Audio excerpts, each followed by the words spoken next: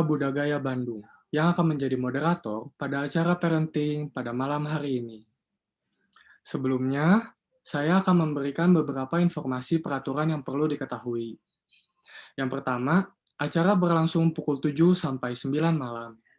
Dimohon untuk mematikan mic selama pemaparan materi.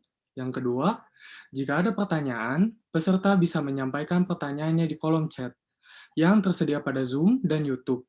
Untuk peserta yang berada di Zoom, juga bisa menggunakan fitur raise hand yang nantinya akan diperbolehkan terlebih dahulu oleh moderator sebelum bertanya secara langsung. Dan yang ketiga, di akhir acara akan ada sesi foto bersama.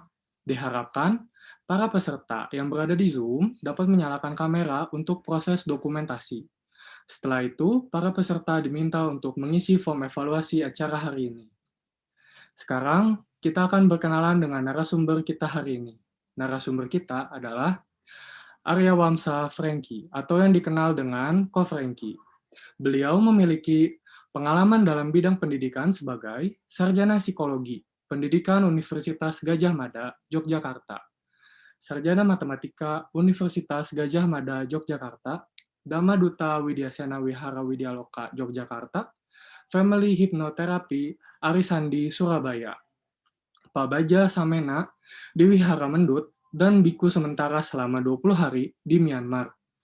Lalu, berpengalaman juga dalam bidang organisasi dan bekerja sebagai Wakil Ketua Pelajar Buddhis Bekasi atau yang disingkat Prabu, Kedua Widyasena Wihara Widyaloka Yogyakarta, Ketua Keluarga Buddhis Universitas Gadjah Mada Yogyakarta, Private Math Teacher di Columbia Math Course Klaten, Trainer TOP Holiday Ibu Dr. Randa Lani Anggawati Klaten, Trainer Kids Camp Goodwill Jakarta, Kepala Sekolah SD, SMP, SMA Budi Utama Yogyakarta. Lalu, Ko Franky juga memiliki pekerjaan sebagai seorang suami dan ayah, Deputi Yayasan Pendidikan Meta Surabaya, penulis buku saku gratis, trainer edukasi dan terapis mental, Dhamma Duta di beberapa wihara di Pulau Sumatera, Jawa, Bali, Lombok, dan Kalimantan.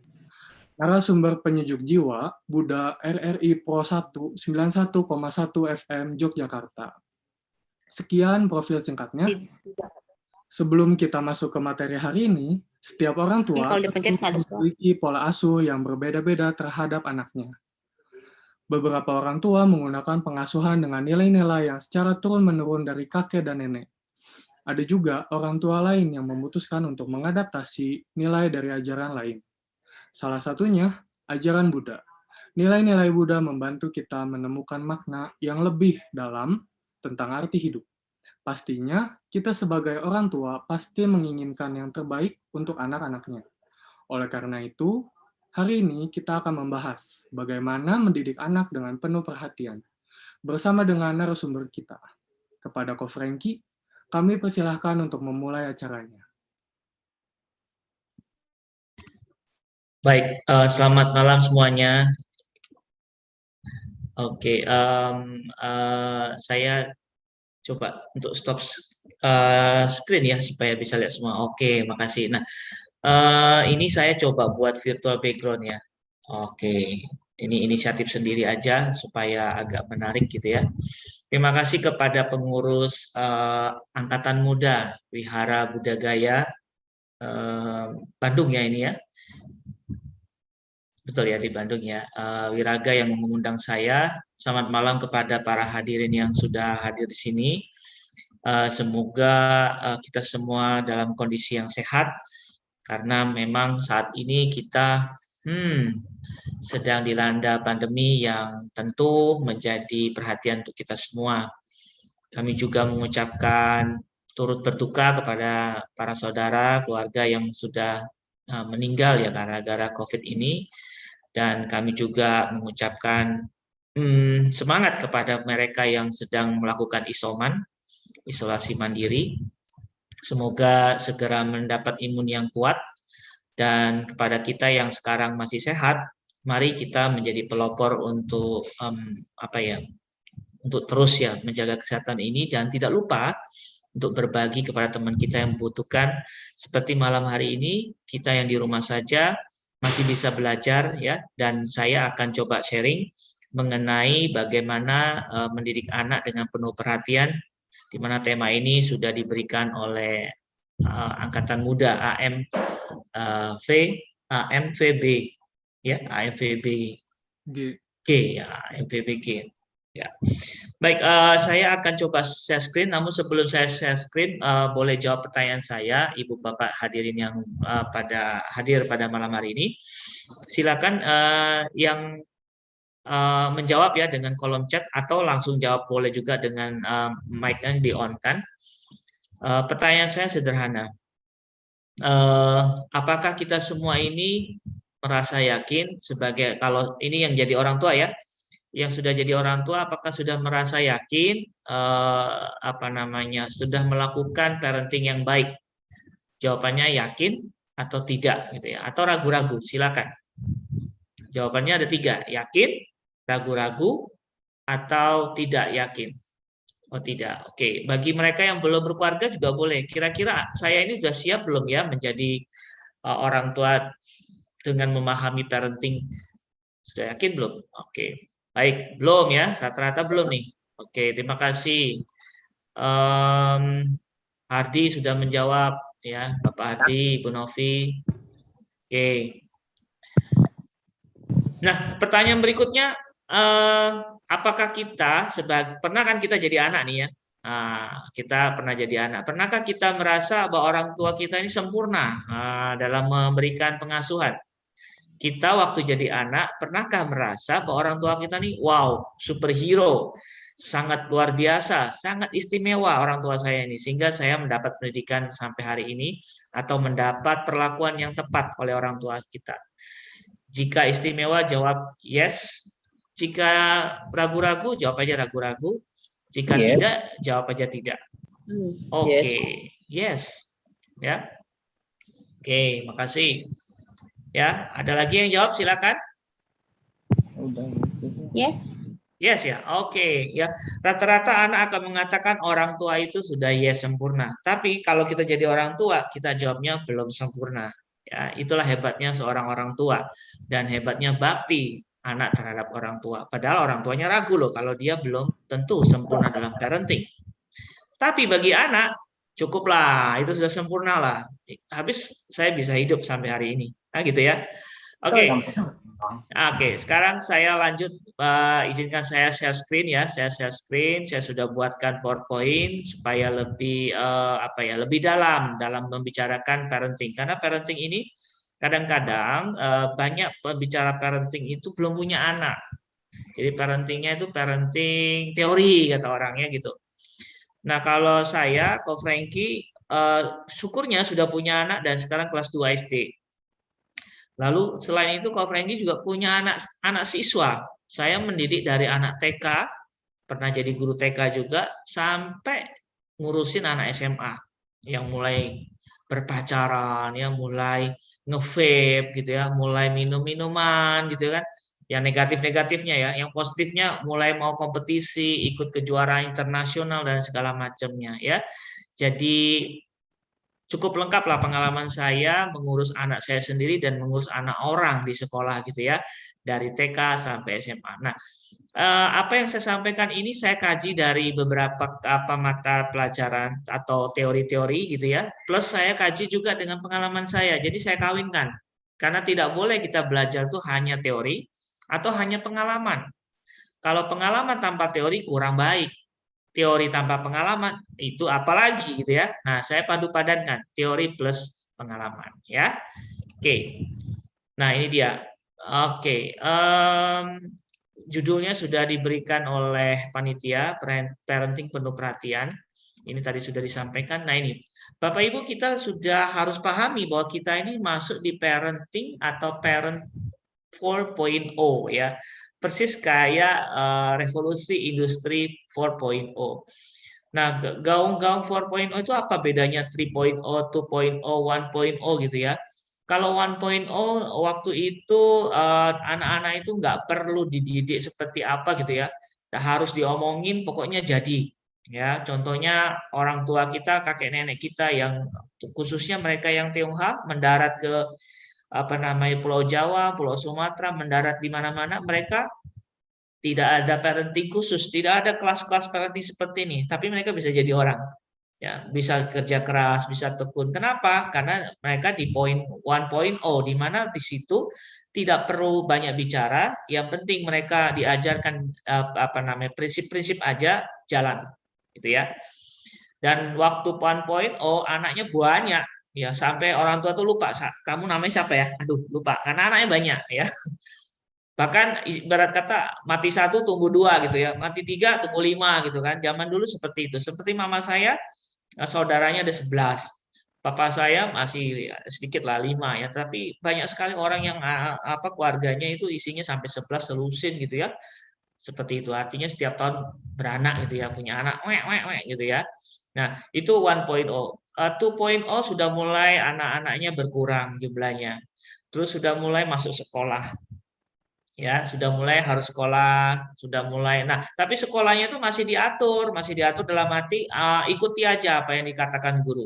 Ikuti aja semua, nggak boleh berpikir bebas. Kenapa? Karena waktu itu nggak penting kamu bisa berpikir kritis. Yang penting kamu bisa kerja. Lalu lanjut 3.0. Nah, 3.0 ini sudah mulai agak mahir ya, ada teknologi informasi gitu ya. Walau belum banyak. Ingat waktu kita punya smartphone, saya dulu ingat punya HP bukan smartphone. HP saya itu seperti gagang pintu, gede kan gitu ya. Atau seperti pisang raja gitu ya, gede gitu kan. Nah, itu zaman kita di 3.0. Ya, sudah ada teknologi SMS waktu itu saya ingat. Lalu MMS atau nggak salah ya. Lanjut. Nah, kalau 3.0 gimana? Kita sudah mulai banyak interaksi ya. Maka kelas itu tidak lagi monoton, sudah banyak bisa ngobrol, nggak harus lewat ketemu langsung, bisa interlokal ya waktu itu ya. Nah, tetapi di kelanjutan berikutnya 4.0 sekali lagi Bapak Ibu sekalian, parenting itu berubah karena perubahan teknologi itu mengikuti. Maka yang tadi Wiraga katakan, kita penting sekali parenting juga update ya. Tidak perlu sama dengan yang dulu, juga tidak harus ikut-ikutan orang lain, tetapi harus update. Nah, maka itu kita penting sekali mengetahui update terkini itu parenting 4.0 di mana teknologi informasi itu luar biasa. Ya. Lanjut. Nah, kita di 4.0 ini kita kenal dengan namanya era digital. Ya. Anak kita lahir itu sudah digitalisasi. Maksudnya gimana?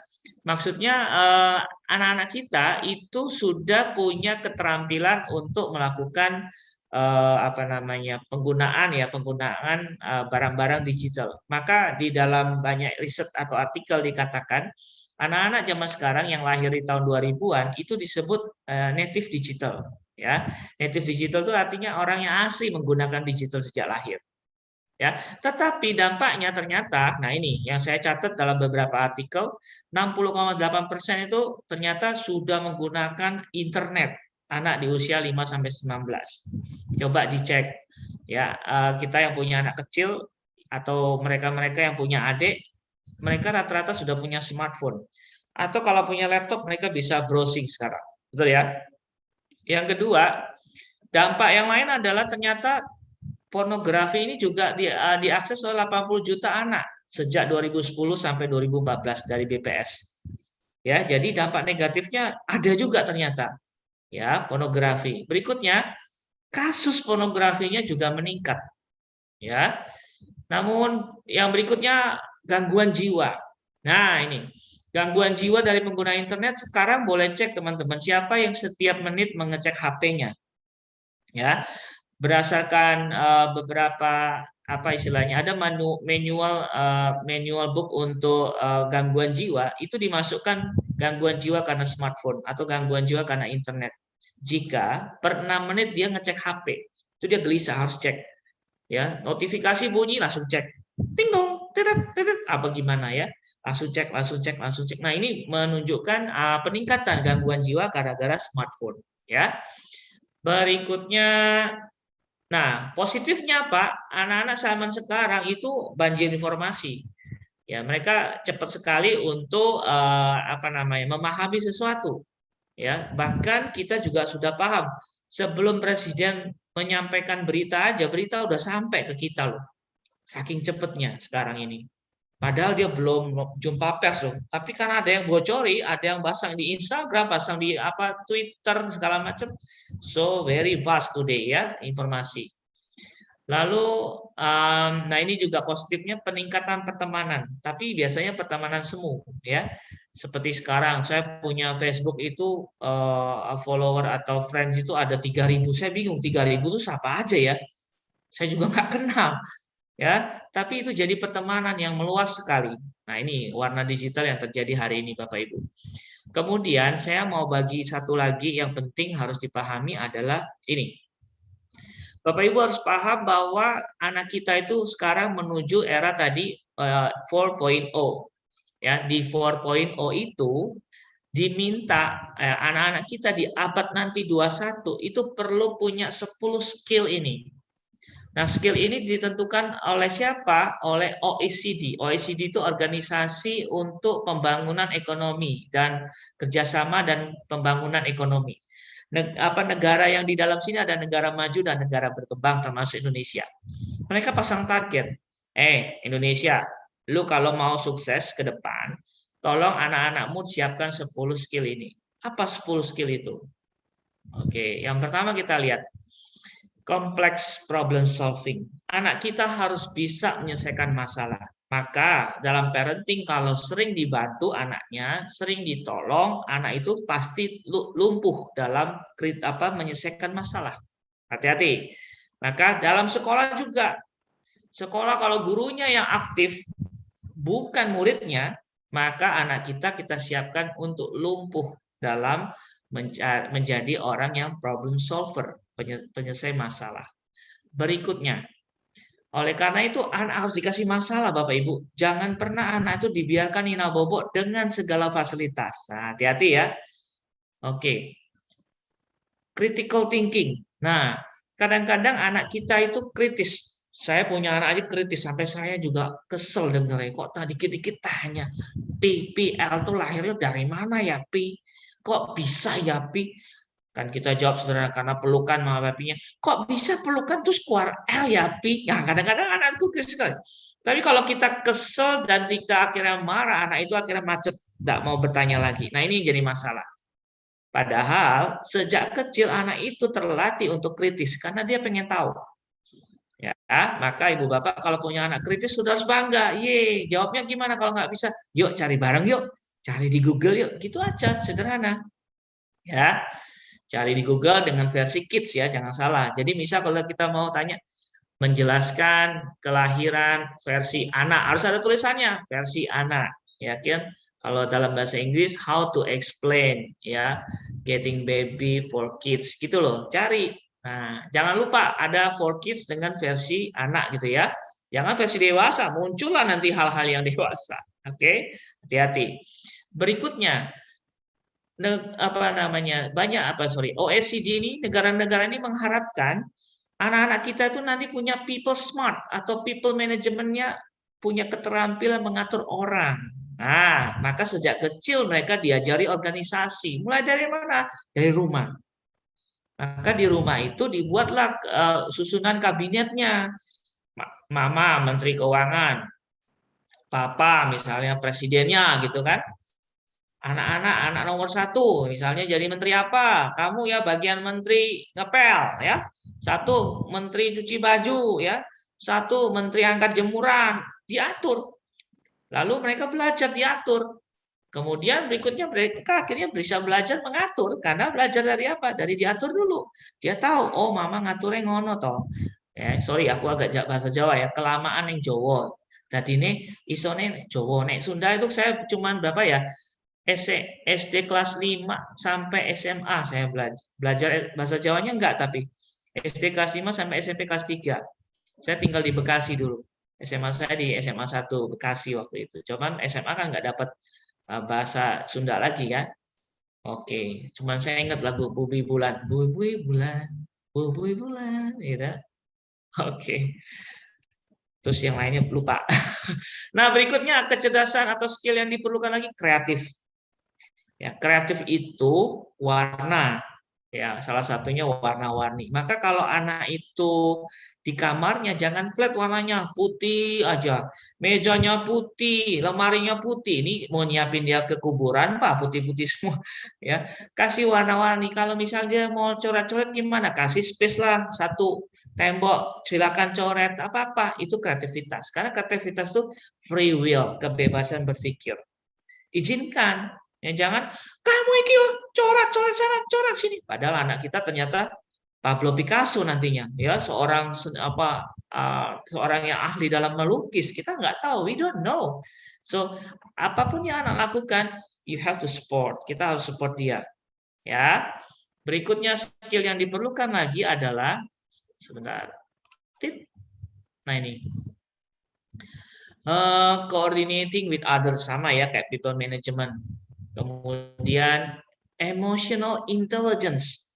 Nah, kalau anak nangis minta sesuatu, ini waktunya diajari emotional intelligence. Caranya gimana? Ya kasih tahu kamu nangis kenapa dan saya tidak bisa mendengar suaramu kalau nangis dan it's not clear enough gitu. Ini nggak clear, nggak jelas. Kamu harus berhenti dulu. Jelaskan maumu apa dan tidak semua hal yang kamu mau tercapai. Kasih tahu gitu. Nah, itu emotional intelligence. Jadi, setiap ada case, itu waktunya kita mengajarkan.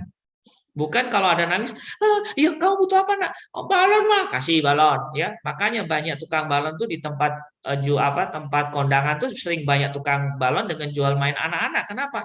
Mamanya malu udah dandan, anaknya nangis yo. Kan kadang-kadang kondangan anak-anak dibawa, ya kan? Anak-anak tuh pinter. Wah, mama udah kondangan, bajunya bagus. Mesti kalau aku nangis di tempat itu dikasih. Wah, pinter dia ngerjain mamanya. Nah, itu mah dikasih. Nah, kalau kita apapun dia minta kita kasih, dia tidak akan belajar. Dia akan tumpul. Ya, dia tidak akan jadi apapun. Ya, ingat, jangan pernah 100% apa yang dia mau dituruti. Ajak dia untuk berusaha. Nah, ini emotional intelligence. Next, judgment decision maker. Jadi anak-anak itu juga perlu dikasih making ya, decision making itu harus dikasih. Misal ya, Bapak Ibu misalnya mau kasih hadiah, suruh dia pilih A atau B. Sehingga mereka jangan satu aja, ya nak ini aja ya, ini, pokoknya ini, pokoknya ini, pokoknya ini. Nah, kalau orang tua sering menggunakan kata pokoknya, pokoknya, pokoknya, itu akan membunuh anak untuk mengambil keputusan.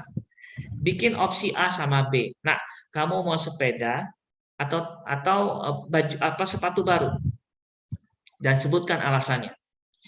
Kalau sepeda Pak, anak saya biasanya saya tanya, kalau sepeda Pi ini PL senang bisa keliling-keliling olahraga. Kalau sepatu udah kan naik sepeda bisa pakai sendal Pi. Oke, dia punya keputusan untuk memutuskan. Oke, putusannya itu berarti tidak ada sepeda dan sepatu loh, janganlah. Sepeda, sepeda, sepatu, sepatu. Misalnya gitu ya. Nah, itu ajak mereka untuk mulai mengambil keputusan. Jangan terlambat. Kemudian service orientation. Nah, mereka perlu juga kita ajar, papi mau makan nih. Tolong dong ambilin piring sama sendok dan garpu. Ajarin dia kan. Tapi kadang-kadang kita juga kasih contoh. El mau makan ya, nama anak saya El. Ya, Pi, nih, Papi sudah siapin nasinya. Nah, role model itu penting, Bapak Ibu, sebagai parent yang baik itu memberi contoh, menjadi teladan. Jangan minta anak melakukan dulu, tapi kita belum melakukan. It's not fair. Dan mereka nggak ngerti. Tuh, contohin dulu, oh, papiku sering ngasih loh, oh, masa aku nggak bantuin? Nah, itu service orientation. Service orientation selalu dimulai dengan memberi contoh. Ya. Dan berikutnya adalah negotiation, negotiable atau negotiation, kemampuan negosiasi. Kemampuan negosiasi selalu adalah terjadi kalau sesuatu itu tidak sesuai dengan yang dia inginkan. Kita turunkan grade-nya. Misal dia minta 1.000, kita bilang 500 aja. Pi, aku butuhnya 1.000, 500 aja. Loh, kenapa Pi? Mulai diskusi. Penting ya, jangan sekali lagi Bapak Ibu, jangan pernah buat anak kita segalanya itu tidak perlu diskusi, segalanya itu tidak perlu berjuang, semuanya turun dari langit seperti gitu. Pak, beli ini tuh toh, beli. Pak, antar dong, antar. Pak, ke sana dong, ke sana. No. You have to give me the reason why you have to go there, why you have to choose this gitu kan. Harus kasih tahu yang jelas. Ya. Nah, ini sudah 10 belum? 3, 7, satu lagi. Oh, satu lagi. Nah, ini hampir sama dengan complex problem solving, cognitive flexibility. Jangan kaku, jangan jadikan anak kita kaku. Ya, kayak anak saya dengar corona, ada orang saya ngobrol sama anak kecil gitu, dia marah dengan saya. Pi, tau nggak corona, Pi, masa ngobrol sama orang lain gini gini gini. Saya jelasin, corona betul ada tapi kita harus tetap bisa ngobrol dengan orang dengan jaga jarak. Kalau kita nggak pakai masker, jaraknya lebih jauh, dan tempatnya terbuka, itu aman. Kecuali papi dengan dia ngobrol di dalam ruangan, dan papi nggak pakai masker, itu nggak boleh. Wah, dia mulai diskusi, bantah-bantahan. Tapi akhirnya dia ngerti gitu loh. Ya, jadi anak kita nggak boleh kaku. Nah, caranya anak nggak kaku gimana? Kurangi tadi kata-kata pokoknya gini. Harus gini. Nggak boleh tanya. Harus gini. Stop. Dengerin papi. Gini. Nah, itu. Itu akan buat anak kita kaku. Berikutnya dia akan, sekali lagi, dia akan nyontoh. Papiku gitu. Aku juga gitu. Nah, ya. Nah, silakan capture, silakan foto. Ini 10 skill yang diperlukan. Kalau belum difoto nanti lupa gitu ya. Nanti nyari juga repot di internet. Silakan foto atau nanti kunjungi YouTube-nya eh, aduh aku sering lupa, Angkatan Muda Wihara Buddha Gaya ya. Kunjungi aja YouTube-nya, nanti ada di situ, foto aja, di screenshot. Dan ini menjadi catatan penting Bapak Ibu. Kalau kita mau menyiapkan anak kita ke masa depan, 10 ini harus mereka pelajari. Jangan-jangan sekolah kita nggak ngajarin loh. Jangan-jangan loh. Sekolah cuman ngajarin untuk ulangan, catat, ingat, ulangan, lupaan gitu kan, kita biasa sekolah gitu. Yuk, catat, dibaca ya, baca. Ingatin ya, ingat. Besok ulangannya, ingat ulangan. Sudah ulangan saya juga lupa. Habis itu 1 minggu kemudian, tadi belajar apa ya? Nilai sih 100 tapi lupa. Ya. Persis kayak ibu bapak sekarang saya tanya misalnya, dulu ingat tak letak geografis Indonesia? Ingat. Sekian lintang selatan, sekian lintang barat, sekarang ditanya letak geografis itu sama bakwan sama nggak ya? Sama batagor apa bedanya ya? Nah, kita lupa. Karena waktu itu kita ingat. Keperluannya cuma ingat dan lupa. Sesuatu hanya untuk diingat dan akhirnya lupa, itu nggak penting zaman sekarang. Kita punya Google kok sekarang. Maka pembelajaran harus lebih kritis di dalam kelas. Kalau sekolah nggak bisa memberi itu, kita harus bawa di rumah. Oke. Sampai di situ, stop dulu. Karena ini virtual, kita harus interaktif. Jika ada pertanyaan, saya kembalikan ke Wiraga untuk session pertama ini, Wiraga. Sambil saya minum ya, haus rupanya. Iya, siap.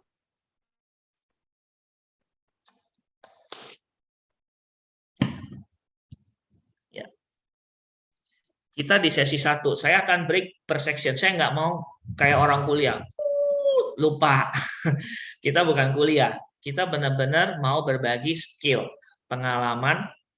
Kalau ada kasus, silakan dilontarkan. Tapi ini kasus yang pertama adalah tentang apakah Bapak Ibu, sekarang boleh jawab, apakah Bapak Ibu yang hadir hari ini ngerti bahwa ada 10 skill yang dibutuhkan di abad 21 untuk anak kita? Pernah dengar sebelumnya enggak? Silakan ketik pernah, belum ya. Pernah ya, jawab pernah atau belum. Silakan. Belum pernah. Oke, belum pernah ya. Padahal itu diminta oleh abad 21 ke depan. Nah, iya, kebanyakan belum pernah. Dan saya sering rutin membagikannya di sekolah yang saya bina hari ini di Meta School. Karena apa? Supaya orang tua juga kritis. Jangan pernah jadi orang tua yang biasa-biasa aja, akhirnya anaknya disiapkan untuk gagal. Ingat, kita menyiapkan anak untuk berhasil. Nah, supaya berhasil kita harus menjadi orang yang future talent, melihat masa depan, ya, punya keterampilan melihat masa depan. Salah satunya ya baca koran, ikut update pengetahuan. Ya, oke, banyak yang belum ya. Oke, kalau belum nggak apa-apa, saya lanjut lagi. Jadi ada 10 skill tadi, itu penting sekali.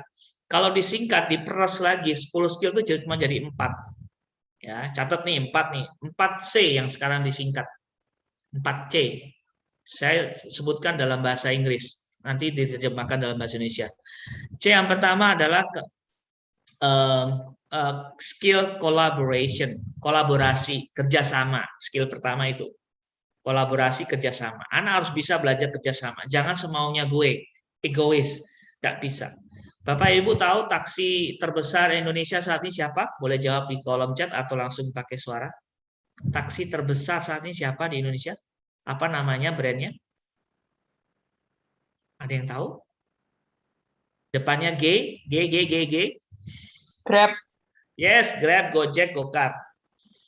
Tahu nggak bahwa owner dari taksi ini nggak pernah punya kendaraan? Tahu? Gojek, Gokar punya kendaraan? Punya 1000 motor, lalu dipakai orangnya? Tidak. Ya, ingat Bluebird. Tahu Bluebird? Bluebird itu adalah contoh konvensional taksi. Taksi sekarang tidak perlu saya invest mobil, tidak perlu saya invest bengkel, teknisi, ya. Yang mereka lakukan menggunakan pendekatan C yang pertama, kolaborasi. Saya akan berkolaborasi dengan mereka yang punya kendaraan bagi hasil. This why kenapa kita harus belajar collaboration. Kenapa? Ternyata pendapatan Gojek itu lebih besar dari Bluebird hari ini. Dan akhirnya malah Bluebird bergabung dengan Gojek. Lihat aplikasi kita kalau Gokar ada Bluebird di situ, betul? Bukan di dalam Bluebird ada Gokar, kebalik sekarang. Bluebird akhirnya nunduk kepala, mau nggak mau, kalau nggak mati dia. Oke? So, kolaborasi harus diajari saat ini, karena sudah berubah dunia. Nggak perlu kamu punya kendaraan untuk bikin usaha taksi. Anda bisa kerjasama dengan orang yang punya kendaraan. Ya. Yang kedua, C yang kedua adalah critical thinking. Nah, atau berpikir kritis. Anak-anak harus diajari untuk sekali lagi, jangan jawabannya iya dan tidak saja. Bikin yang abu-abu. Supaya dia mikir. Buat kasus. Supaya dia mikir. Itu seperti kata Cak Lontong. Pikir, makanya pikir kan gitu. Ya, critical thinking itu salah satunya adalah buat dia mengalami stres yang pas. Stres yang pas loh ya. Jangan sekali-sekali buat anak itu anteng aja di zona yang nyaman. Apa-apa ada, segalanya macam ada. Jangan. Misalnya anak saya, oke, dia butuh kertas. Saya bilang, saya nggak punya kertas. Kamu lihat apa yang ada. Ini ada kertas bekas sih, Bi. Oke, gimana? Cukup nggak? Bisa nggak pakai kertas bekas untuk menjawab masalahmu? Bisa sih, Bi. Saya gunting bagian yang kosong. Oh, good. Lakukan. Nah, itu. Ya. Kalau kita beri yang terbatas, anak-anak akan punya critical thinking. Tapi kalau memberi sesuatu yang berlebih, anak kita akan jadi, sekali lagi, akan menjadi individu yang lumpuh. Ya, jangan pernah itu. C yang ketiga adalah communication. Komunikasi. Anak-anak harus bisa belajar menyampaikan pendapat. Nah, maka kita harus belajar listening. Kita harus menjadi listener atau pendengar. Ya, jadi mama, ini pesan buat mama, karena mama seringkali kalau memberi pesan ke anak itu panjang kali lebar. Tahu nggak kamu ya? Nyebrang jalan tuh hati-hati. Nanti kalau ketabrak gini loh, sudah ketabrak, mah. Sudah, mah, aku udah ngerti. Ya kan biasa, karena kaum Hawa atau kaum feminim itu katanya punya target 25.000 kata satu hari. Tapi kalau kaum Hawa atau laki-laki cukup 5.000 sampai 10.000. Maka kalau suami pulang jangan ditanya. Dia pasti nggak jawab dan kesel. Kenapa? Kata-katanya sudah habis, tapi wanita belum habis malam itu. Dia harus habiskan. Gimana tadi kerjaan, Pak? Seneng nggak, Pak? Aduh, ketemu klien gimana, Pak? Si bapaknya pegel, udah males. Ya, keributan terjadi karena itu tadi, saling tidak paham antara Venus dengan Mars. Gitu ya. Nah, ini komunikasi, ajari anak untuk mulai mengungkapkan perasaannya, ajari anak untuk mulai bercerita, ajari anak untuk mulai bertanya, ya. Oke, maka di situ perlu ada namanya ruang diskusi. Orang tua jangan pernah jadi orang superhero di rumah. Apa-apa sudah mama aja. Stop, duduk, makan, duduk, biar mama aja. Ada tamu mah, duduk, biar mama aja. Biarin dia buka pintu, biarin dia mencoba, biarin dia naik anak tangga, tapi dalam pengawasan sekali lagi. Izinkan dia untuk mencoba. Jangan, aduh pisau tajam. Saya ajarin sejak umur 3 tahun pegang gunting.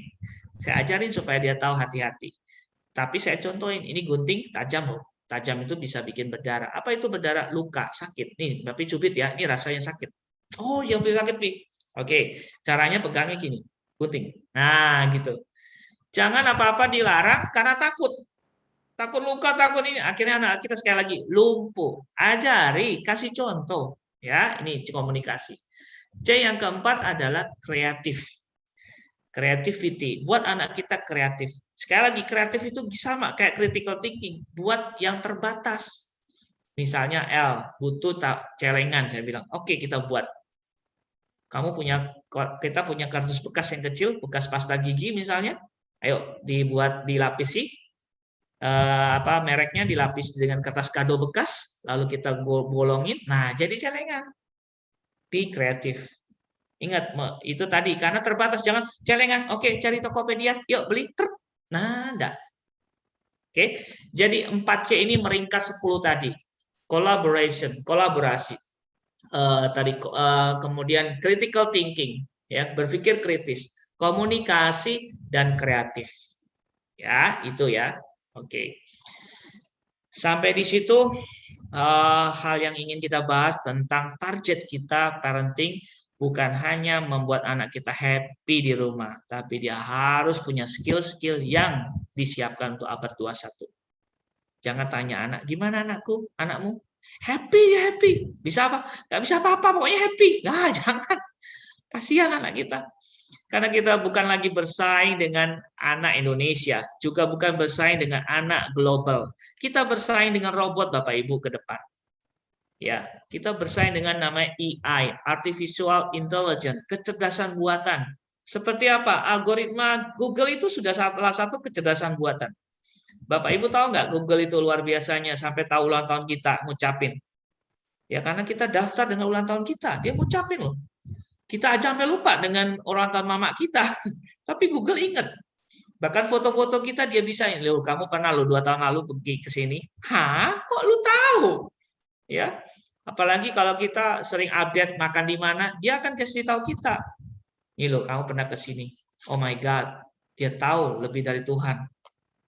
Sih, karena itu algoritma, artificial intelligence, kecerdasan buatan. Nah, kita bersaing dengan mereka, dengan kecerdasan buatan yang dibuat oleh manusia sendiri. Maka kalau mental kita bobrok, nggak kuat, ya wes, gagal. Kenapa? Artificial intelligence nggak punya mental, Bapak Ibu. Dia nggak bisa punya semangat, dia tidak bisa punya berpikir kritis, dia tergantung pemrogramannya.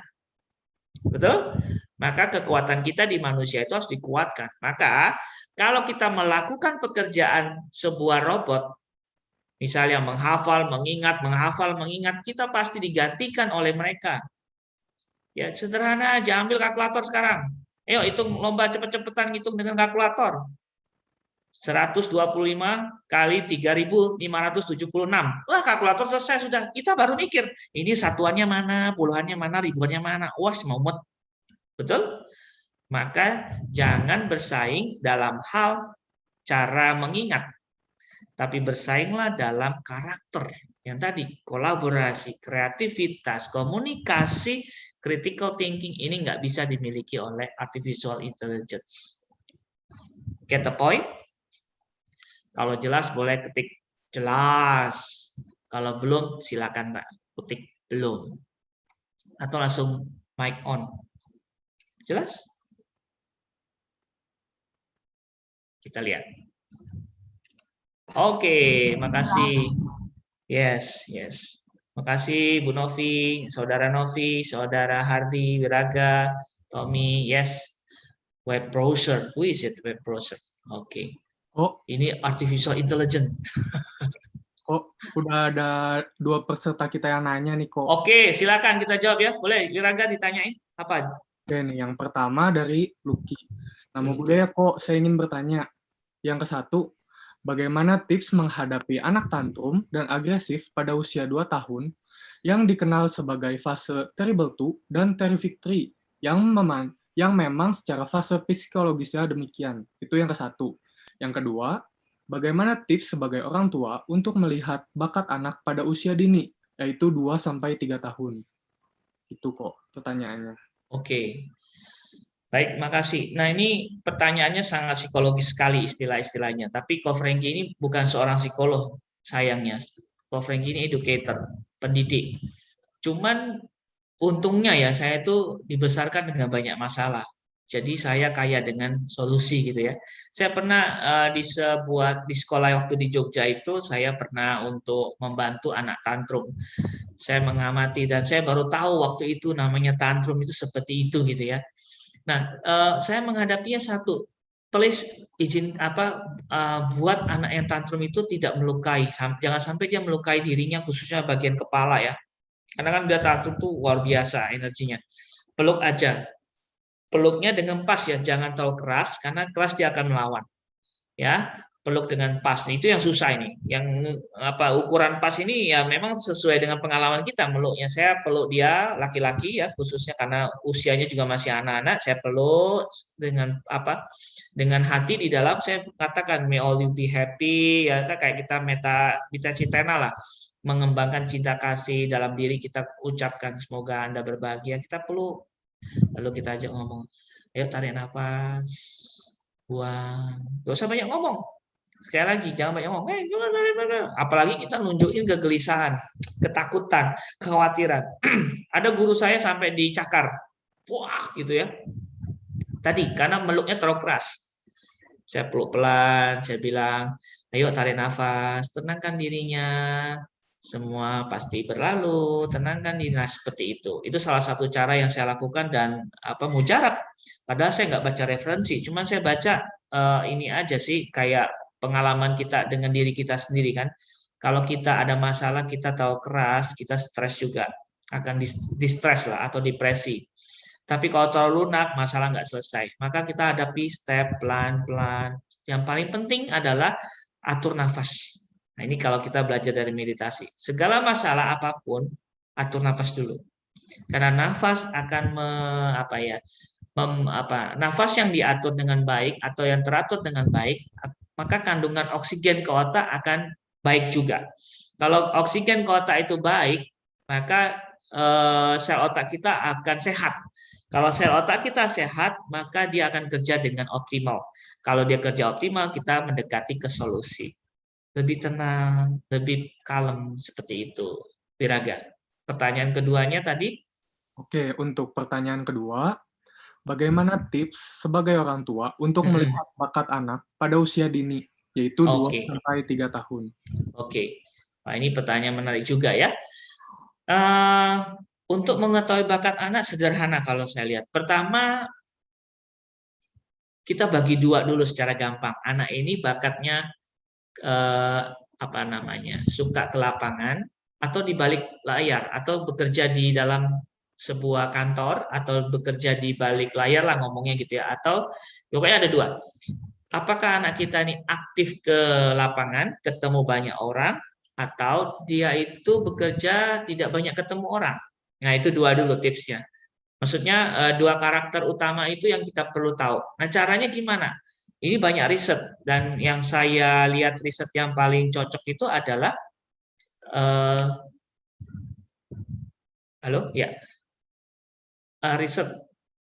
riset yang paling cocok itu saya lihat dari kemampuan dia makan buah-buah yang asam.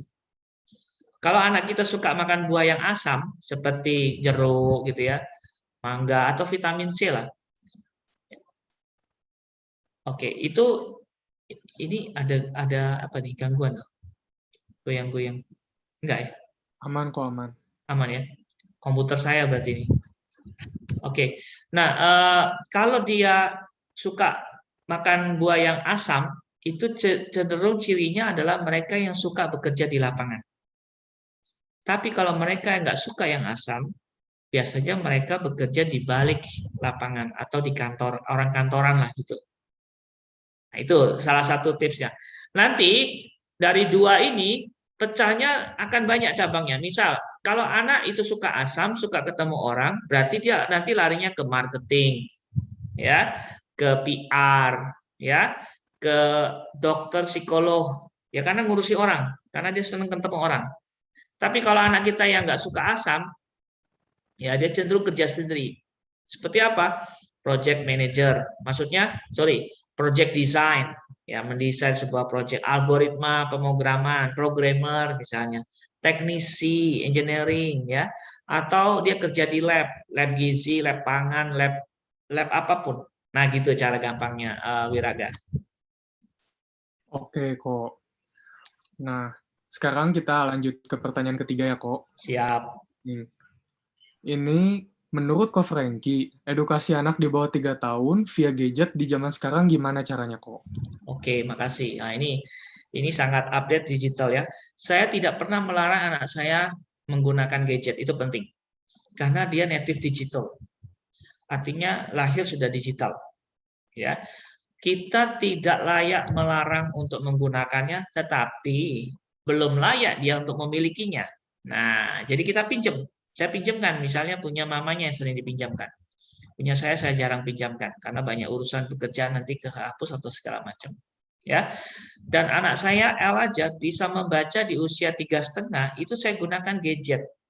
Dulu masih apa dikenal atau sering dipakai itu tab ya, tabnya Samsung dulu ya. Saya punya tab, nggak dipakai lagi, sudah kadaluarsa. Saya gunakan itu gadget untuk si L ini belajar membaca. Nah, akhirnya dia suka.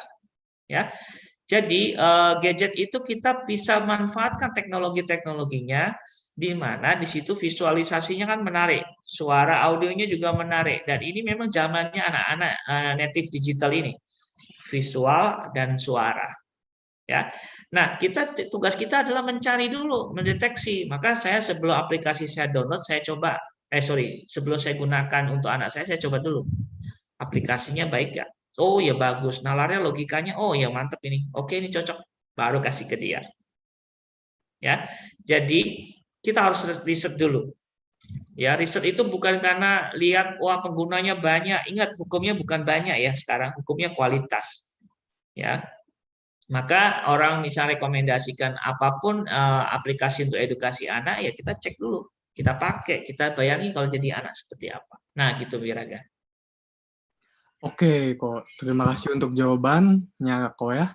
Nah, untuk sesi ini pertanyaan sudah terjawab oleh Ko Franky. Terima kasih kok Oke. jawabannya. Siap. Jadi kita lanjut ke sesi berikutnya. Ya, sekarang kita lanjut sesi ke berikutnya yang tentu akan ada yang lebih menarik lagi. Di awal saya bicara tentang target sebagai parents ya. Hati-hati sekali.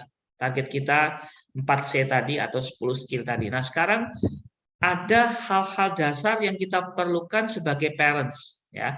Bagi mereka yang belum jadi parents ya siap-siap nanti kalau jadi parents sudah bisa tahu ini ya. Oke, saya share screen lagi. Ya.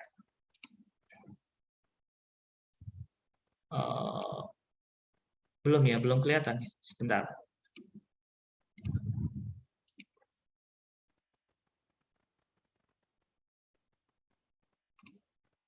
Muncul belum ya?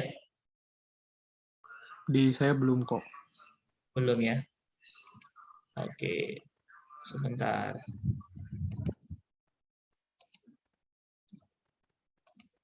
Harap maklum ini teknologi. Oke, saya coba lagi.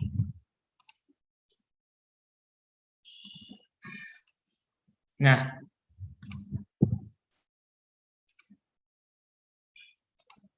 ini muncul? Muncul kok. Oke, ada pertanyaan apa Wiraga? Coba dibaca. Bagaimana kita mempersiapkan dan mendukung anak kita agar dapat tumbuh dan berkembang dengan tepat? Yes, ini pertanyaan yang mendasar. Apa yang kita perlu siapkan? Ya, oke, ini jawabannya. Pertama saya pakai Maslow. Ini Maslow teori ini walaupun lama, tapi betul-betul berdasarkan pengalaman saya ini sangat berguna sekali untuk mendidik anak. Yang pertama adalah safety needs. Pastikan kita punya anak itu kita didik dia dengan energi yang baik, energi yang positif. Ya jangan ditakut-takuti terus. Ya, kadang-kadang kita mendidik anak, ayo, kalau ada orang lain, kamu harus menjauh. Corona, atau nanti diculik kamu ya. Nah ini, safety needs-nya dia nggak dapet. Jadi ragu-ragu aja isinya. Sehingga apa? Kalau ragu-ragu dan ketakutannya tinggi, anak kita nggak bertumbuh ke berikutnya. Maka Bapak Ibu, please beri dia security needs yang betul dan safety need. Ya, security dan safety sekali lagi adalah salah satu salah satunya bentuknya adalah bagaimana kita menularkan energi baik, energi positif. Ya, jangan menakut-nakutkan, sering mengancam, ya tidak, ya. Kemudian, nah ini, ingat anak kita itu adalah bagian dari kita, buah hati kita lah ngomongnya, ya. Maka intimlah dengan anak. Sering ngobrol dengan anak, beri waktu luang dengan anak, jangan diabaikan, nantilah besar baru ngobrol nggak ngerti-ngerti. Oh enggak, saya sejak baby si L, saya ajak ngomong terus, terserah dia ngerti nggak ngerti. Akhirnya kosakatanya banyak. Ingat, anak kecil itu spon kering katanya. Spon yang untuk cuci itu loh, busa lah, busa kering. Lalu kalau dia kena air dia serap semua, ya. Kemudian untuk membuat anak itu merasa ada, ya tadi diajak ngobrol, diajak diskusi. Kalau misalnya seperti anak saya, ya saya kasih contoh anak saya sendiri aja ya. Misal dia punya kamar, saya tanyain, saya mau beli blind, roller blind. Saya tanya, mau warna apa El untuk kamarmu? Karena umur 8 tahun ini, 7 tahun ya, 7 tahun ini saya ingin ajak dia belajar tidur di kamar sendiri. Dan anak saya berhasil tidur kamar sendiri tanpa saya temani. Ya, biasa anak takut. Wah, biasa anak saya juga takut. Tapi saya pertama kali ngemancingnya dengan cara dia memilih warna apapun yang dia suka di kamarnya. Nah, itu saya ajak ngomong. Ya. Nah, ini dua hal ini termasuk basic need. Ya, rasa aman, rasa nyaman, pertemanan, merasa dimiliki, itu basic need. Nah, kalau basic need ini nggak kita miliki, nggak kita bagikan ke anak kita, jangan harap dia bisa hal yang lain. Maka kalau belum ada, kita rombak, kita perbaiki. Tidak apa-apa kok salah dalam parenting, ya. Yang berikutnya muncul kebutuhan esteem, harga diri, ya. Maka jangan label dia, kamu ini dengan kokomu kok nggak kalah cepet sih. Kalah cepet kamu dengan titimu, mememu. Jangan disaingkan dia dengan orang lain. Labeling itu nggak boleh. Ya, maka kalau dia gagal, ingat dia yang dulu yang kemarin.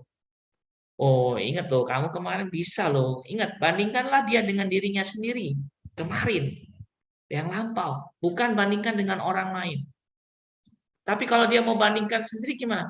Aku mau kayak Koko mah lebih pintar. Oh, bagus. Kalau dia milih sendiri. Tapi jangan dari orang luar. Ya. Nah, esteem need ini termasuk psychological needs. Ya, rasa harga diri, prestige, feeling accomplishment ya. Rasa pokoknya ingin lebih baik lah, ingin lebih baik itu diberi kesempatan.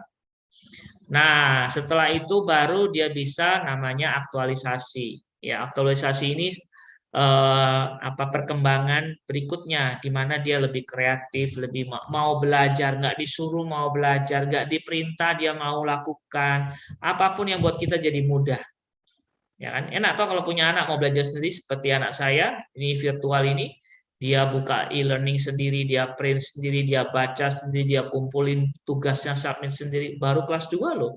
Kelas 2 baru ini semester ini. Tapi dia bisa lakukan sendiri karena kita sudah beri security, safety, sudah intim dengan dia, psikologi need-nya juga kita kasih. Ya, enak kan jadinya, orang tua nggak pusing lagi. Duh, kamu udah belum PR-nya ya? Kamu nggak usah, kasih aja. Nah, itu self fulfillment needs. Jadi kalau sudah piramida yang di atas itu ya sudah aman kita. Ya. Oleh karena itu, sekali lagi kita harus mulai dari yang paling bawah, basic needs. Baru masuk ke psychological needs. Ya, terakhir self fulfillment needs. Oke. Nah, saya baca di Sigalo Sutta di Buddhis ya. Buddha mengajarkan kita kewajiban orang tua terhadap anak pertama menunjukkan kecintaan. Wah, ini cocok ini sama basic need tadi. Ya, cinta itu ditunjukkan, Bapak Ibu jangan malu ya, di kiss, dipeluk. Aduh, aku malu rasanya kok nggak kayak timur. Orang timur kan biasanya gitu, maluan, nggak ditunjuk. Kalau orang barat kan bahkan temen aja bisa pelukan ya, lawan jenis atau sama jenis. Gimana gitu toh? Fair mereka. Kenapa kita nggak boleh tunjukkan cinta? Karena kita kebiasaan feodal, Bapak Ibu. Zaman kita tuh orang tua kita kuno itu feodal seringan. Feodal itu apa? Ya nggak boleh deket, harus ada jarak. Atasan bawahan benar-benar ada jurang gitu loh. Nah, please kalau kita belajar di dalam Sigalowada Sutta, Buddha menjelaskan ya, Guru Agung Buddha menjelaskan, tunjukkan cintamu. Bukan just I love you. No, tunjukkan. Tunjukkan tuh hadir dengan dia, bareng dengan dia, ngobrol dengan dia, peluklah dia, kiss dengan dia. Saya sering sekali kalau berangkat kerja, saya biasakan dari kecil kiss dia. Nah, terakhir saya lupa, dia turun ke bawah, pi, kok belum kiss? Oh iya lupa. Nah, gitu. Dibangun kebiasaan gitu. Ya, mencegah berbuat jahat, ya pasti. Mendorong berbuat baik, ya pasti. Memberikan pendidikan berkualitas. Ini pesannya Buddha ya, kewajiban kita terhadap anak. Mencarikan pasangan yang pantas baginya. Ya, mencarikan itu bukan dicomblangkan loh ya, enggak yo. Misalnya datang dengan cowok atau dengan ceweknya, mah aku punya cowok ini, ya kita selidiki, jangan oke go sana, udah langsung kawin aja, jangan selidiki dulu. Dia ini siapa, pendidikannya gimana, semangatnya gimana, kita pesan. Jangan cepet-cepet ya, dia selidiki dulu. Karena ini untuk jangka panjang. Dan kamu baru kenal hari ini. Nah, itu ya. Dan terakhir, memberikan warisan jika diperlukan. Nih, ke salah S-nya. Jadi, ada warisan yang kita perlu berikan. Warisan itu bisa pendidikan, bisa harta, terserah. Pokoknya ada warisan yang diberikan. Salah satunya pendidikan. Nah, 5 hal ini yang pesan Buddha pada orang tua untuk dilakukan kepada anaknya. Ya, oke. Nah, ini slide saya yang terakhir itu mengenai tunjukkan perhatian yang kita dengan cinta pada anak kita. Ini kata Buddha tadi ya, tunjukkan dengan cinta.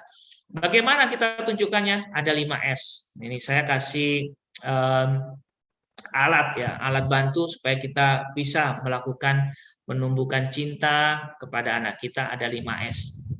Ya, S yang pertama, share waktu berkualitas.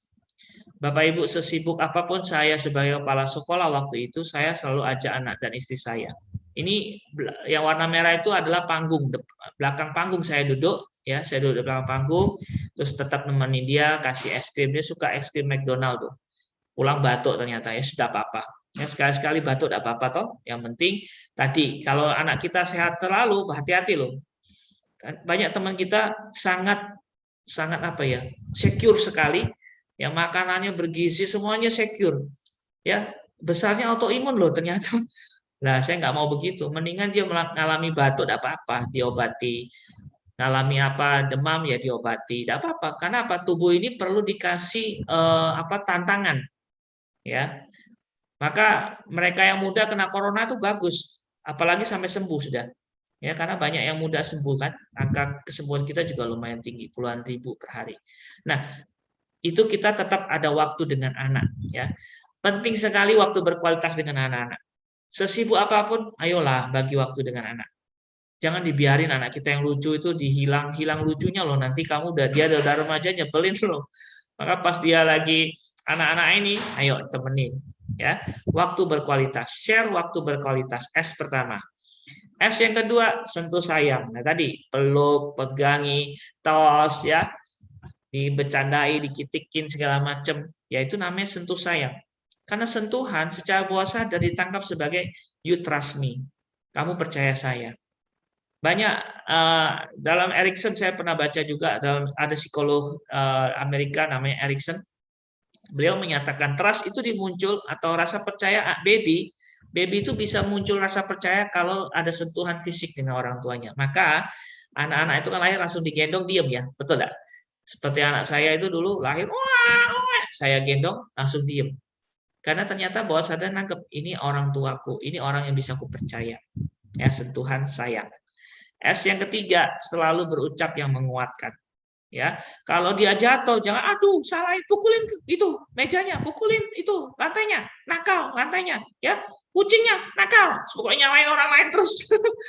Jangan, ucap yang menguatkan. Sudah? Sakit yang mana? Yang ini Pi, yang kakinya. Oke, Papi pegang ya, kasih obat. Oke, berikutnya hati-hati ya. Lebih kuat ya, lebih berani ya, tidak apa-apa. Jatuh Papi aja lihat nih, lukanya banyak nih, biasa. Yang kayak ini hati-hati. Jangan nyalain, sekali lagi jangan diajarin untuk menyalahkan keadaan. itu loh, ini loh, itu loh, jangan mami itu loh ngepel licin jadinya. Wah, salahin terus. Dari situ anak belajar menyalahi orang lain, ya. Surprise apapun ia hebat. Ya saya ambil foto-foto L semua ya karena kita lahir di zaman digital jadi gampang fotonya nggak perlu pakai kamera, nggak perlu mahal-mahal, pokoknya klik klik klik selesai yang penting ada memori kan. Nah saya sering lihat L itu suka yang surprise ya misalnya saya masukin dia ke ember nih ember cuci baju nih happy dia wah sudah ya kadang-kadang saya juga kasih hadiah nggak pernah saya nunggu pas ulang tahunnya jangan tunggu pas ulang tahun dia udah tahu nggak surprise. Tiba-tiba dia misalnya saya ingat dia sudah bisa membaca tuh. Oh, saya kasih hadiah. Ayo kita ke toko buku, pilih bukunya. Dia pilih sendiri. Ajarin dia milih sendiri. Terus kita kasih tahu, El, ini harganya sekian loh, mahal loh, El. Oh, iya mahal ya, Pi. Uang papi habis nanti ya, Pi. Iya, cari yang lain ya. Oke, Pi, Pi. Yang murah aja ya, Pi. Nah, itu. Tapi saya kasih surprise loh. Tiba-tiba saya pesen di Tokopedia.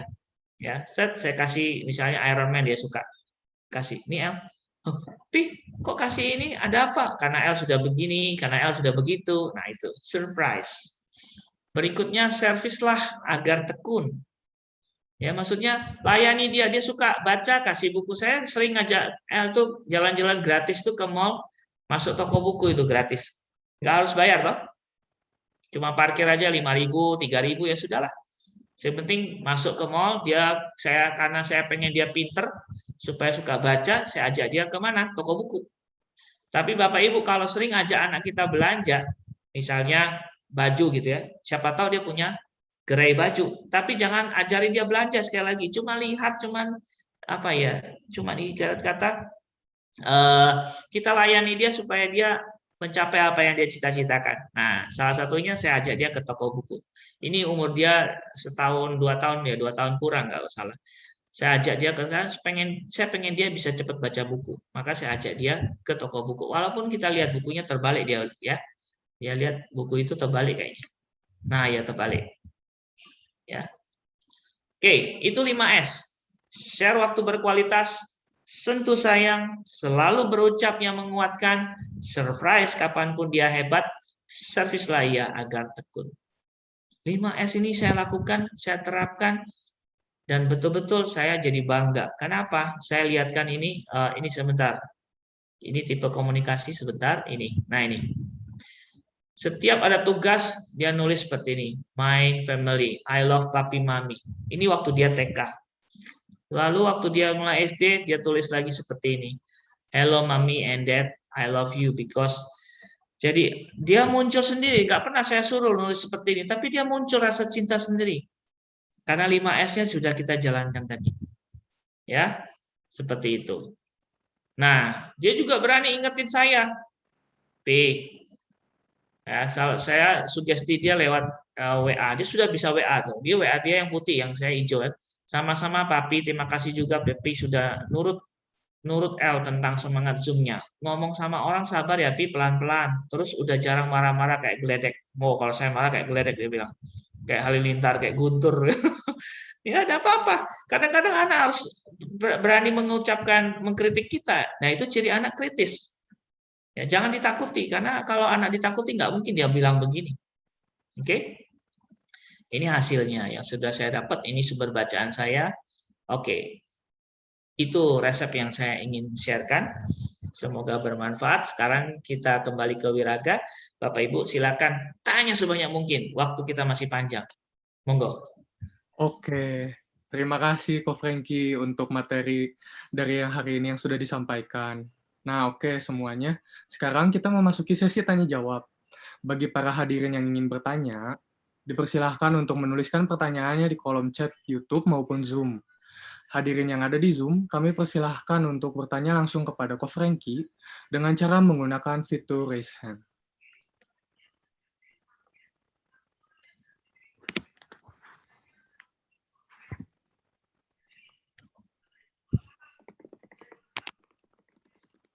Oke, sambil menunggu pertanyaan, saya mau nanya dulu nih, Ko. Silakan. Oke, bentar. Tunggu di share.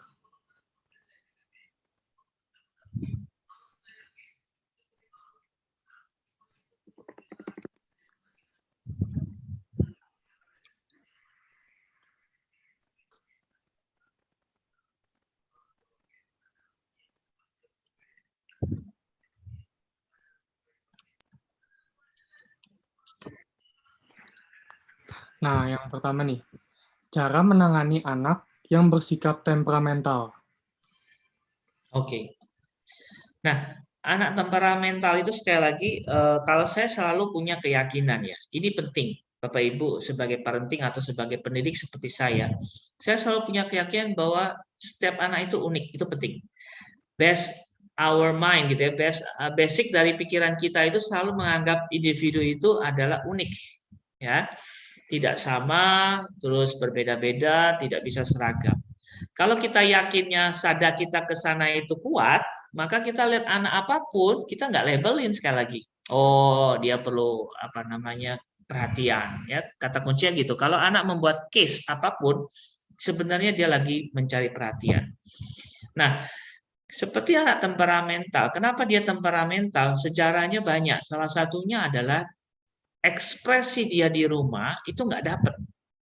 Jadi dia jarang sekali bisa mengekspresikan dirinya. Lalu dia munculkan di mana? Ya di sekolah bisa, atau di waktu dia remaja, atau di waktu dia sudah punya power, istilahnya punya kekuatan untuk menyampaikannya kepada orang dewasa sekitarnya. Itu sejarahnya ya. Perlu tahu sejarahnya dulu. Karena tidak semua anak bisa temperamen, itu penting. Ya, dan hanya beberapa anak tadi yang tadi tidak dapat tempat, tidak dapat ruang untuk mengekspresikan. Nah, lalu cara menanggapinya gimana? Cara menanggapi sekali lagi harus banyak menggunakan telinga kita, listener. Ya, kalau dia temperamen, oh dalam arti ngamuk-ngamuk mungkin atau marah-marah atau bicara kasar, dengerin aja. Jangan tahu respon, "Hey, stop, jangan begitu." Nah, ya. Biasa kita tangani dengan cara, oke, Oke, maksud kamu gimana? Kamu marah, kamu kesel ya sekarang? Iya, saya kesel kok, Pak, Bu, Mister, Miss, kayak saya gitu ya. Ya, Pi, saya kesel. Oke. Seperti anak saya juga, kadang-kadang dia apa emosinya negatif ya. Ingat, emosi itu bukan sesuatu yang negatif ya, tapi ada positif juga. Karena emosi ada dua, emosi positif, emosi negatif. Nah, ketika emosi negatifnya muncul, dia kesel. Misalnya kapan ya? Oh, masalah corona kemarin tuh ya. Waktu kami jalan sehat, jalan-jalan sore di sekitar perumahan, dia marah-marah. Saya dengerin dulu. El, sudah belum marahnya? Masih marah. Coba ceritain marahnya kenapa. Nah, kayak gitu ya. Jadi klarifikasi, minta klarifikasi itu penting. Ya, jangan fokus ke emosinya, tapi fokuslah ke klarifikasi. Ketika dia klarifikasi, dia akan menunjukkan ekspresinya lewat kata-kata. Nah, ini bicara kata-kata juga, makanya anak-anak itu harus sering diajak bicara supaya koleksi kata-katanya banyak. Kenapa? Ketika koleksi kata-katanya nggak banyak, dia ingin menyalurkan emosinya positif atau negatif tadi nggak bisa, khususnya negatif, maka dia akan larinya ke otot, pukul, banting, ya, tendang, kan gitu. Oke, maka sekali lagi menghadapi anak yang temperamen, salah satunya adalah klarifikasi masalahnya dia. Kamu marah ya? Kamu kesel? Kamu nggak suka? Iya. Kalau kamu nggak suka, boleh dong jelasin. Kamu nggak suka karena A, karena B, karena C, atau karena apa?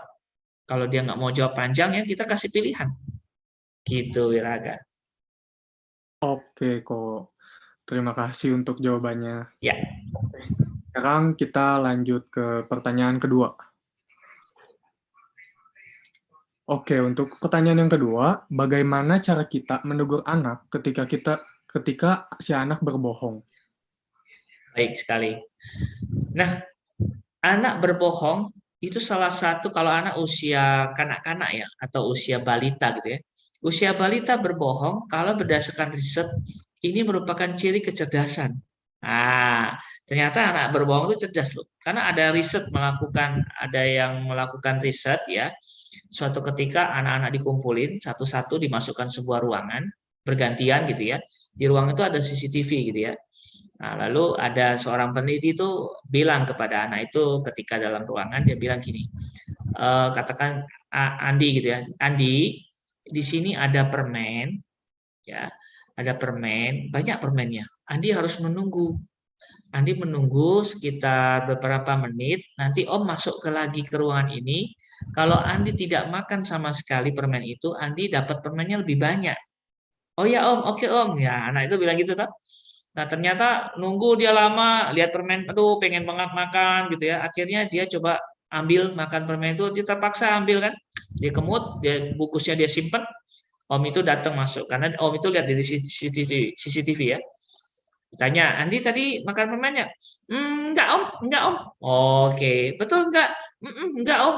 Nah, lalu dites intelijensinya. Ternyata anak-anak yang berbohong di usia balita, kanak-kanak, atau bahkan SD kelas sampai kelas 2, kelas 3 gitu ya, itu ternyata anak itu anak cerdas.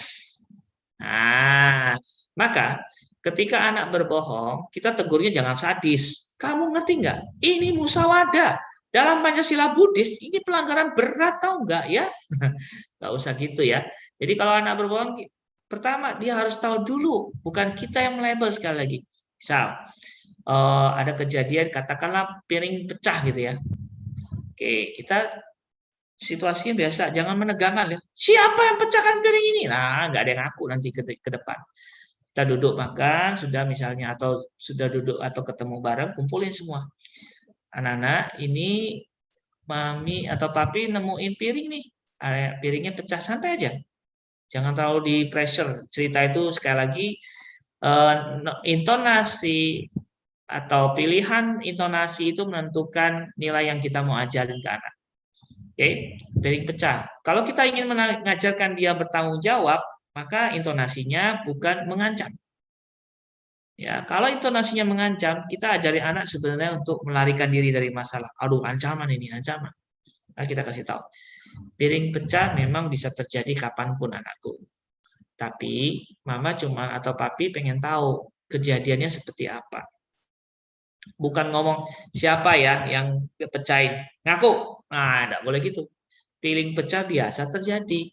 Oleh siapapun bisa pecah. Tapi papi pengen tahu bagaimana cerita. Ayo cerita dong siapa nih yang apa menyebabkan ini terjadi pecah. Oh, aku pi tadi gini-gini. Seperti anak saya kemarin baca buku saya, maminya pesen, Pi, kalau pulang kamu jangan tanya bukunya ya, karena buku kamu itu terbuka lemnya, lepas. Dia takut sekali Pi dengan kamu Pi. Dia takut. Nah, itu berarti saya sudah pernah mengancam dia toh. Tapi saya tetap ngajak dia memperbaiki bahwa saya bukan mengancam. Oke, saya bilang, El sini El, ya Pi. Kata mami buku papi kenapa? Iya Pi, tadi El baca sampai lepas itunya. Oh nggak apa-apa, sudah diperbaiki. Sudah Pi, tapi El sudah lem Pi. Cuman tak tahu sudah kuat nggak ditunjukin buku yang mana? Yang ini. Oke, ya sudah nggak apa-apa. Makasih ya El sudah diperbaiki. Nah gitu. Akhirnya kita akan natural. Ya, sekali lagi pilihan intonasi kata itu penting sekali dalam pengajaran kepada anak kita. Jangan mengancam. Kalau mengancam dia akan lari dan sering bohong. Tapi kalau kita mau ngajarin dia tanggung jawab, pelan aja, santai. Seperti itu Wiraga. Oke, terima kasih kok untuk jawabannya. Ya, Kita lanjut lagi ke pertanyaan selanjutnya. ya. Oke, untuk pertanyaan selanjutnya. Bagaimana supaya ketika kita memberikan reward pada anak karena telah disiplin dan agar tidak terkesan menjadi bribe atau suap? Dan sejauh mana atau sebatas apa orang tua boleh memberi reward pada anak agar tidak menjadi kebiasaan anak melakukan sesuatu disiplin karena emang ada rewardnya, begitu kok. Oke, oke. Nah ini pertanyaan ini penting juga kita ketahui ya. Bapak Ibu bawa anak seperti saya juga lakukan kepada El. Saya dengar banyak parenting-parenting yang ideal sekali ya. Wah, nanti reward ini anak itu nuntut loh. Ya. Nah, apa-apa. Usia anak itu memang begitu. Dia harus tahu barangnya. Jangan bilang, oh kamu baik ya, hebat. Tidak penting dia ucapan hebat. Dia penting sesuatu yang ada jadi miliknya. Apakah mainan, apakah uang. Misalnya anak saya sedang saya ajari menabung. El, saya ajarin tentang bekerja. El mau dapat uang, mau pi. Tapi El harus kerja. Kerja apa pi? El masih kecil. Oh bisa. Kalau El melakukan apa membantu mami, membantu papi, nanti papi kasih uang. Benar, Pi, serius, Pi. Iya, papi kasih koin. Nah, karena dia belum ngerti arti koin besar kecil gitu kan, kasih 1.000 aja dia sudah senang. Suatu ketika saya juga ngalamin, L itu nagih, Pi, aku sudah ini, koinnya dong, Pi. Nah, dari situ saya mulai masukin. Oh, kok L bekerja karena koin? L bekerja karena L sayang dengan mami, sayang dengan papi, betul enggak? Koin itu cuman hadiah. Jadi papi kadang kasih, kadang enggak. Paham ya, El? Nah, gitu loh. Tapi ingat, semua itu dilalui dengan sesuatu yang konkret dulu. Jangan semuanya ideal. Kayak banyak parenting seminar atau parenting narasumber itu ngomongnya ideal semua. Saya sering muak kadang-kadang ini terlalu ideal. Kadang-kadang dia tidak punya pengalaman, dia tidak praktekin ke anaknya sendiri. Sehingga ngomongnya ideal, kasihan orang tua muda, bingung dia. Aduh, nanti ini tidak apa-apa. Tidak apa-apa, reward dikasih berupa barang tidak apa-apa. Tapi pada satu titik kita akan ngomong, kasih tahu value-nya bahwa bekerja atau melakukan hal baik, disiplin segala macam ini untuk L, bukan untuk papi. Tapi papi kemarin kasih duit supaya apa? Supaya L mau. Berikutnya L ngerti kan untuk L. Coba sekarang kalau L rajin seperti ini, L jadi apa? Lihat papi mami jadi happy nggak? Iya, Pi, happy. Nah, berarti El membantu papi mami happy. Itu bagus nggak? Bagus, Pi. Nah, itu cukup. Nah, uang dan segala macamnya nggak perlu, tapi papi tetap ngasih supaya El bisa nabung. Nah, gitu loh. Ajak bicara, ajak diskusi, tapi ingat lewati semuanya sesuai tahapannya. Ya, sesuai tahapannya. Jangan sekali-sekali membuat anak kecil kita menjadi seperti orang dewasa. Misal, anak kita SD pulang bilang, Pi, aku suka cewek, Pi. Oh, gitu loh. Siapa? Atau kalau kita responnya kelewatan atau kita bilang, tadi ya saya bilang, membuat anak kita jadi dewasa. Kita bilang, kamu kecil-kecil udah suka cewek. Nah, itu yang kita salah. Membuat dia seperti orang dewasa, padahal dia masih anak kecil. Sukanya dia, kita harus tanya. Karena saya sering melakukan riset terhadap anak, waktu saya pasca sarjana psikologi, ternyata anak-anak mengatakan suka, itu nggak seperti orang dewasa artinya. Sukanya gini, tulisannya rapi loh, Pi. Oh, tulisannya rapi jadi El suka misalnya. Iya, Pi. Terus ini juga, Pi, tasnya bagus, Pi, warnanya. Jadi El suka. Nah, gitu loh. Gitu ya, Braga. Oke, kok menarik nih jawabannya. Iya, Terima iya, iya. kasih. Oke, kita masuk ke pertanyaannya selanjutnya.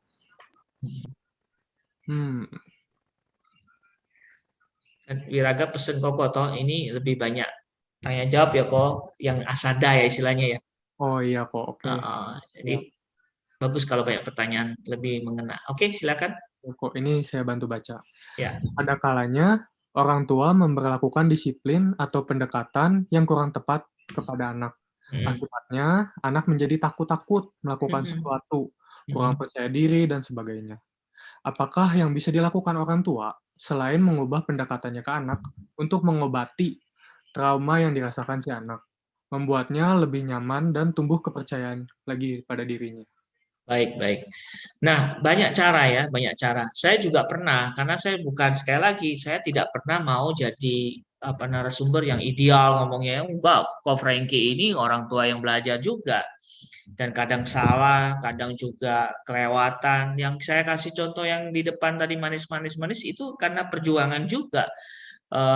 Perjuangan dari salah gitu ya. Pernah saya juga membuat anak saya jadi kayak takut gitu, histeris dengan saya. Karena kalau saya marah galak ya, Wiraga belum belum saya marahin ya, belum ya. Aduh, Kalau jangan ya, saya marah galak sekali. Apa maksudnya sangat istrinya saya juga bilang jangan terlalu keras dengan anak saya. Nah, setelah saya marah keras ya, anak saya jadi ketakutan gitu toh. Akhirnya saya turunkan, kesadaran saya muncul kan. Nah, ini penting. Saya minta maaf. Tapi waktunya jangan langsung juga. Nanti dikira ini main-main marahnya gitu. Enggak. Karena menurut saya ya, pengalaman saya. Anak saya harus marahi dengan keras. Loh, kenapa kok? Karena katanya parenting itu seminar tuh nggak boleh marahin, harus kasih saya. Ya itu saya bilang terlalu idealis tuh parenting. Bohong itu menurut saya. Kenapa? Anak kita harus dimarahi. Kenapa? Dia harus dimarahi. Iya, Karena yang marahin orang tua. Karena orang tua kalau marah, nggak mungkin sampai bunuh dia, nggak sampai melukai dia. Tapi dia harus belajar dengar arti marah. Dia harus tahu kondisi marah. Kenapa? Karena di luar sana banyak orang yang marah-marah. Benar, Beraga? Di luar sana kan banyak orang marah-marah. Kalau dia nggak tahu marah-marah, anak kita nanti shock sekali lagi. Kalau terlalu nyaman, sekali lagi yang saya bilang di awal, kalau anak kita terlalu nyaman, semuanya adalah penuh kasih sayang, gitu kan, tidak ada marah, semuanya perhatian, gitu ya. Dunia ini nggak begitu. Dunia ini lengkap semuanya. Ada yang sayang, ada yang peduli, ada yang fitnah, ada yang suka marah-marah. Maka disiapkan.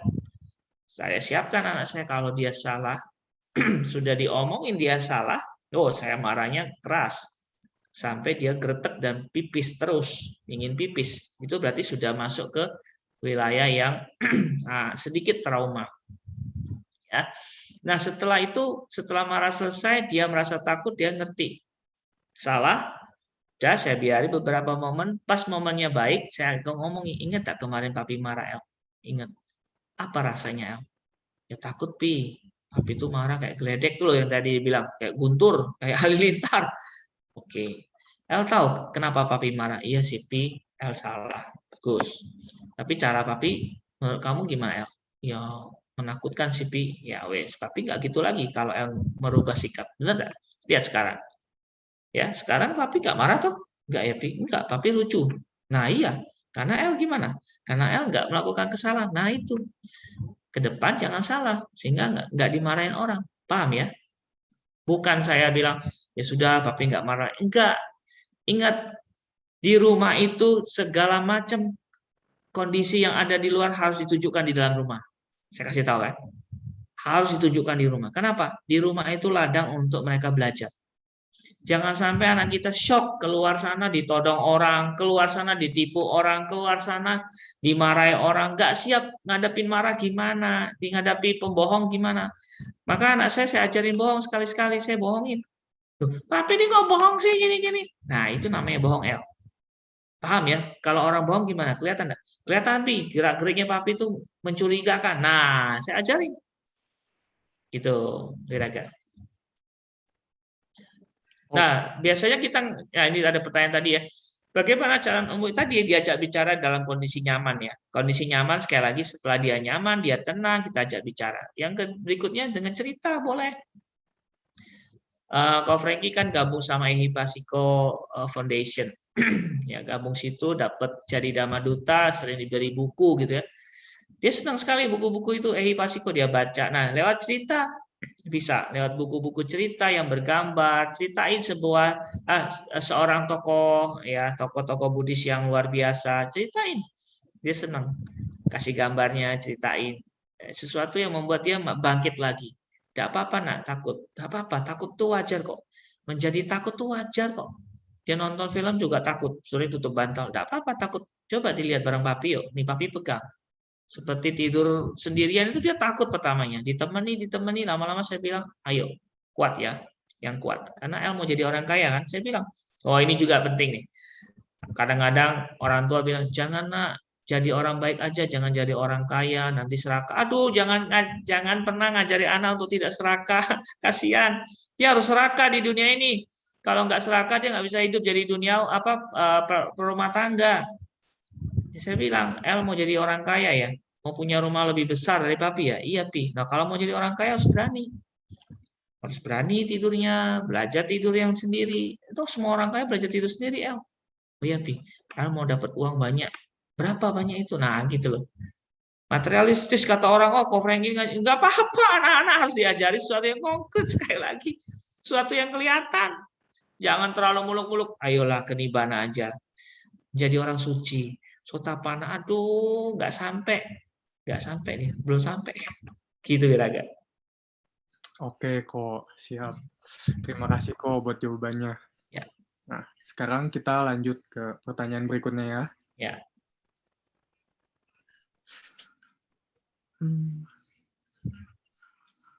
Kolom chat kayaknya ada ya?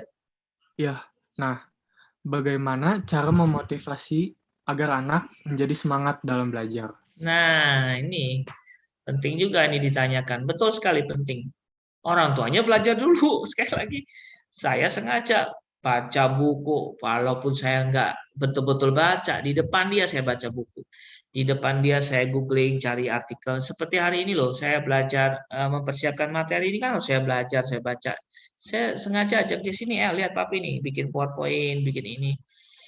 Caranya salah satu paling sederhana, ya itu tadi, kita harus berperan, menunjukkan role model, contoh dulu, memberikan teladan dulu. Wih, papinya semangat, wih, maminya semangat nih. Nggak main HP. Oh, kalau saya main HP dulu dimarahin sama dia waktu dia belajar berjalan. Marahin dia nangis. Saya stop, saya nggak main HP. Saya kasih lihat nih loh, belajar supaya pinter. Lihat, papi masih baca koran, koran Kompas saya baca, gini-gini. Makanya dia umur 3,5 tuh bisa baca koran juga. Ya karena saya sering baca di depan dia. Tunjukkan kalau kita mau belajar. Oh, papi sudah tua juga mau belajar loh. Iya, apalagi L. Itu satu contohnya ya. Jadi nyemangat itu sekali lagi bukan ngomong, ayo belajar nanti kamu biar naik kelas. Tidak penting dia naik kelas, Bapak Ibu. Nggak penting. Sekali lagi semua itu tergantung lingkungannya. Lingkungannya ada yang belajar nggak? Jangan-jangan mama papanya malah nonton telenovela, drakor segala macam. Ya gimana mau motivasi? Oh, mamanya drakoran, bapaknya main istilahnya main gamean, gimana? Nggak bisa. Ya, di rumah saya nggak ada main game. Saya lihat di HP, dia lihat HP saya, tapi kok HP-nya nggak ada game? Sengaja saya bilang, tapi nggak butuh game, tapi sudah gembira, nggak perlu game. Maka dia nggak suka juga main game di HP. Ya iya nggak apa-apa. Nyontoin toh. Nah itu. Loh, papinya baca buku. Nah, dia akhirnya baca buku saya juga makanya sampai robek itu. Itu contohnya gitu. Cara memotivasi paling kuat adalah beri contoh. Nah itu, Viraga. Oke kok, siap. Jadi kita harus ngasih contoh dulu ke Ya, anaknya. harus. Anak bisa nyontoh orang tuanya juga. Ya, Oke kok, terima kasih. Nah, karena keterbatasan waktu, saya akan akhirnya. membacakan pertanyaan terakhir untuk Oke. kita jawab hari ini ya kok. Siap, siap, siap. Nah, oke.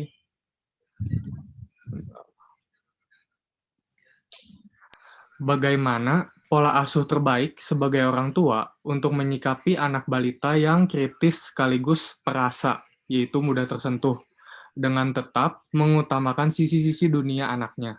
Dan bagaimana pola asuh yang tepat untuk anak yang perasa, agar dia memiliki kecerdasan dalam emosionalnya? Oke. Penting diingat dalam parenting ya. Balita ya, anak-anak lah khususnya ya, sebelum pubertas ya.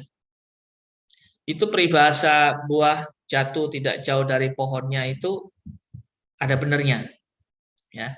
Jadi bayang-bayang orang tua itu jatuhnya ke anak. Jadi kalau bayi kita, anak balita kita itu perasa, itu karena kita didik sering dengan nangis, sering dengan emosi kita labil dalam mendidiknya. Misal lagi gendong tuh, dia ngomong tuh, papa itu jarang pulang, nak. Papa itu gini, nah ini kerekam sama dia. Jadi dia perasa, sensitif, ya. Karena yang ngasuhnya sensitif sekali lagi. Nggak ada bayi itu tiba-tiba lahir sensitif loh, nggak ada. Ya, sekali lagi dia niru coping. Dia mengopi dari siapa yang yang paling dekat dengan dia yang mengasuh dia. Kalau ada saya punya murid dulu mengopi dari kakek neneknya. Kakeknya waktu nonton bola, kakeknya ngomong katakanlah bajingan gitu toh. Bawa ke sekolah dia ngomong ke temannya bajingan. Oh, gurunya kaget nih siapa yang ngajari? Ternyata dari kakeknya. Ya, sekali lagi role model itu meniru.